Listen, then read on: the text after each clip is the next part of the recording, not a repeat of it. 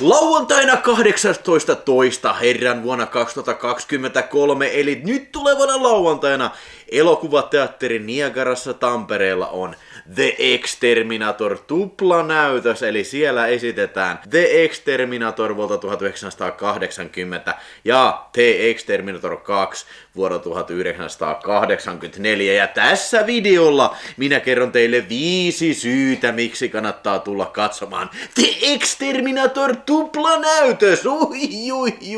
Syy numero 5. Tuplanäytös. Elikkäs nämä 2 elokuvaa tosiaan esitetään peräkanaa sitten lauantaina 18 alkaen sitten. Ja mä en kyllä tiedä sitten, että onkohan tämmöistä tuplanäytöstä ikinä järjestetty Suomessa ainakaan elokuvateatteri Kankaalta. Ja siis niille, jotka ei nyt tiedä sitten, että mistä on kyse, kun puhutaan elokuvasta The Exterminator ja Exterminator 2, niin täytyy sanoa, että siis näähän on tämmöisiä vähän niin kuin pienen budjetin tämmöisiä väkivaltatoimintaa, kasarivigilante elokuvia sitten, eli tämä ensimmäinen The Exterminator sitten, niin se ohjasi James Glickenhaus, ja taisi olla vissiin Glickenhausin toinenko elokuva se sitten oli, ja siinä näyttelee tämmönen jätkä kun Robert The Exterminator Ginty näyttelee sitten tämmöstä John Eastland-nimistä miekkosta, joka selviää Vietnamin julmalta vankileiriltä sitten, ja vain palatakseen kotiin New Yorkiin huomatakseen, että tämä kaupunki siitä on tullut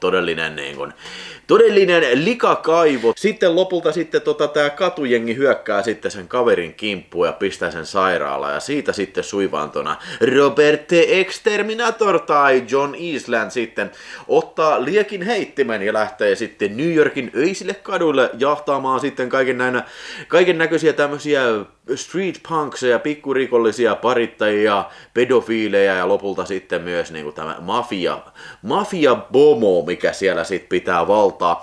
Ja sitten tämmönen kyttä, jota esittää Christopher Jones, niin sitten lähtee The Exterminatorin perään, että jostain syystä, kuten Death Wishissä, niin kaupungin isät haluavat nimenomaan tämän Exterminatorin kiinni, koska hän on vigilante, hän on paha. Eli toisin sanoen tämä The Exterminator on ehkä vähän niinku tämmönen,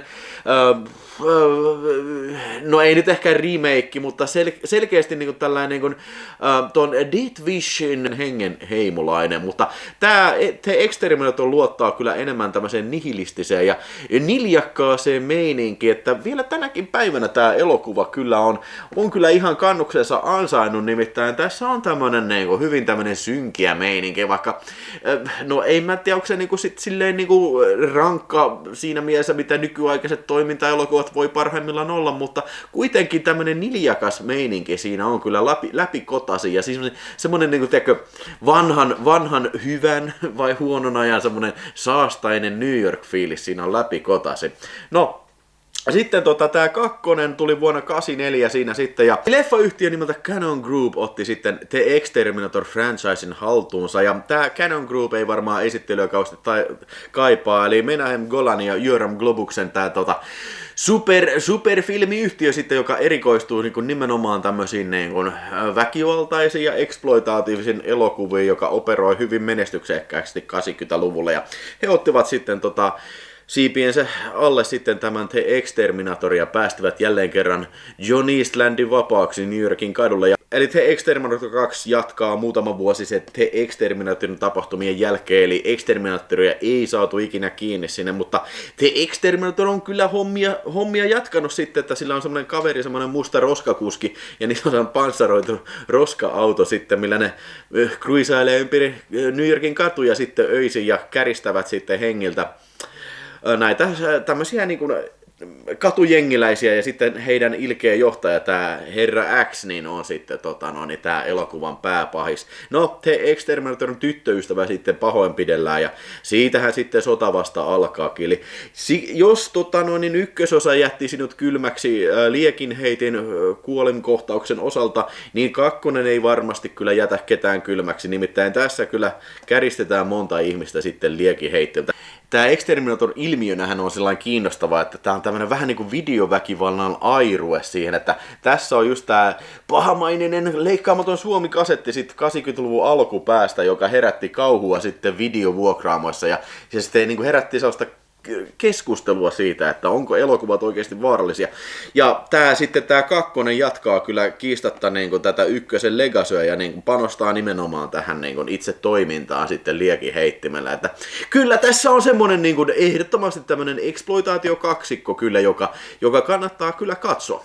Syy numero 4 on itse näyttelijä päästar Robert The Exterminator Ginty, eli Robert Ginty, joka näytteli vaikka kuinka monessa filmissä sitten. Hän on sitten kyllä menehtynyt sitten kyllä, mutta ei nyt ehkä kauhean tunnettu äijä ikinä ollut kuitenkaan näyttelijänä. Ja jos nyt ihan rehellisesti sanotaan, niin Robert The Exterminator Ginty ei ole kyllä mikään ihan kauhean karismaattinen henkilö, ei ole mikään Clint Eastwood, vaan semmonen aika pullanaamainen jätkä. Ja tosiaan, että herää kyllä kysymys, että miten se on päässyt sitten esiintymään niinkin monessa elokuvassa. Ja niin kuin sanottu, tämä The Exterminator oli Suomessa videovuokraimoissa todella kova juttu silloin 80-luvun alku- ja keskivaiheella. Ja se legacy sit kantoi aina sit 80-luvun halki. Ja mun täytyy sanoa, että mä en toista näyttelijää tiedä, jota niin mainostettaisiin aina näin raskaasti sitten niin yhden roolin perusteella. Mä otin muutaman esimerkin omasta videohyllystä. Hän vaelsi kaupungin katoja elokuvassa The Exterminator, eli Palkkio metsästä. Hawaii Heat takakannessaan mainostaa, että Robert Ginty elokuvasta Exterminator nyt vauhdikkaassa poliisifilmissä. Tää on itse asiassa helvetin hauska elokuva. Robert The Exterminator Ginty lukee siinä kannessa ja sitten takakannessa sanotaan jännitys alkaa, kun bisneksen pomo Bau Dannelly Robert The Exterminator Ginty kuulee, että sitten Alchemist kansi sanoo, Robert Ginty kävi kostamisen ja henkijäämisen äärirajalla elokuvassa Exterminator. Ja sit itse asiassa mulla on tässä toinenkin Alchemist, ja mä luulen, että tää on tullut aikaisemmin, tämä Alchemist, ja sitten on lisätä, holy shit, hei me vittu nyt mokattiin meinaan, me ei muistettu mainita tässä Alchemist-kannessa Exterminatoria ollenkaan, ja sit se on niinku korjattu isolla sitten tähän toiseen kanteen, Exterminator, että vapaan takuita vastaan. Siinä on kissan kokoisin kirjaimin lukee Robert Ginty Exterminator on tullut takaisin entistäkin häikäilemättömänä, joo kyllä. Joitakin vuosia sitten Robert Gintystä tuli maailmankuulu tähti yhdessä yössä elokuvan The Exterminator ansiosta. Sitten on peräti 3 kertaa mainitsee Firegame Robert Ginty, tunnettu elokuvasta The Exterminator. The Exterminator Man is Back. Pääosissa Robert Ginty, tunnettu elokuvasta The Exterminator. Eli siis se on parasta uskoa, kyllä. Tämä mies on ollut elokuvassa The Exterminator. Ja vielä yksi, missä on myös 3 kertaa mainittu Robert The Exterminator. Robert Exterminator Ginty on matkalla paholaismaailmaan. Sitten se täällä takakannassa lukee, Robert Exterminator Ginty on jälleen vauhdissa. Robert Exterminator Ginty on matkalla paholaismaailmaan, kyllä. Robert Exterminator Ginty! Siinä! Syy numero 3 on tulla katsomaan The Exterminator, nimittäin kyseessä ovat leikkaamattomat versiot. Elikkäs tämähän oli hirveä sensuurin silmätikku tämä The Exterminator, herranjestas. Tää julkaistiin videolla monta kertaa, eli tää oli se ensimmäinen, tää Exterminator sinikantinen, mikä julkaistiin sitten vielä silloin, kun ei sensuuria tunnettukaan videolla, niin se oli leikkaamaton versio. Sitten myöhemmin tuli se kultakantinen versio, mikä oli leikattu sitten pari minuuttia. Sitä varten hommattiin joku äijä MTV3, tai siis siihen aikaan mainos TVltä, että viittikö leikata tästä K18-versio, ja sitten on lähettänyt sen elokuvatarkastamaan, ja elokuvatarkastamaan äijä tuli sitä, ei mene läpi, kuulkaas pojat. No sit vielä yksi versio tuli sitten tässä, ja samalla tuli myyntikasettina sitten omaksi kasettina The Exterminator, ja tää oli leikattu sitten viimeisen päälle silloin päälle 10 minuuttia sitten ja rapiat, eli tässä nyt ei ole oikeastaan yhtään mitään katsottavaa. Eli siis valkokangalta näkee tämän sitten leikkaamattoman version, ja kyllähän se sitten tuli videolain poistettua, Suomessa tuli sitten VHS ja DVD, ja nythän on tullut sitten upouusi Blu-raykin sitten Ruotsissa, missä on suomenkieliset teksti, mutta sitä meikäläisillä ei ole, mulla on vaan se Arrow-videon Blu-ray. Sitten tietysti The Exterminator 2, joka julkaisi Video Expressia kieltoonhan tämäkin kasetti heilahti sitten ton lisäksi sitten, ja tästähän oli valmiiksi leikattu joku 5 minuuttia. Ja siis sekin, että tätä ei sen jälkeen Suomessa julkaistu kyllä. Ja se pitää vielä mainita, että paitsi että nämä kummakin joutui Suomessa videosensuurin hampaisiin, niin joutui kyllä muissakin maassa. Eli Jenkeissähän tätä leikattiin siis R-ratingia varten. Eli unrated-versio on se, mikä on sitten esimerkiksi tämä leikkaamaton versio ja tämä tässä, mutta niin kun se on varmastikin unrated se, mikä pyörähtää sitten kankaalta. Ja myöskin se, että Englannissa se joutui pahasti leikatuksi ja Ruotsissa, eli tällä on pitkä sensuurihistoria, mutta nyt sitten kannattaa tulla katsomaan näitä täyspitkiä versioita sitten molemmasta elokuvasta. Syy numero 2, elikkäs kangas, iso kangas. Meinaan saakeli sentään, että se on kuule hieno katsoa tämmösiä niin kuin filmille kuvattuja 80-luvun filmejä niin kuin oikein isolta kankaalta. Ja kyllähän Niagarassa on sitten hyvät filmintoistovälineet näitä varten. Se pitää sanoa, että nyt lauantaina niin siis tämä The Exterminator esitetään DCP:nä, eli Digital Cinema-versiona. Se sama varmaan master, mistä on sitten nämä Blu-rayt vedetty siitä sitten. Mutta se pitää sanoa, että tämä Exterminator 2 tulee sitten 35 milliseltä filmiltä, että se alkaa nykyään olemaan sellaista niinku, harvinaisempaa herkkua, että niinku, ylipäänsä niinku, filmejä näytetään filmiltä. Ja ymmärtääkseni tämä on se sama printti, mikä pyöritettiin esimerkiksi viime syksynä Night Visionsissa sitten. Että kyllä, se on ainakin taattu, että visuaalinen elämys on kyllä niin kuin tulossa ja se tulee olemaan todella mehukas kyllä.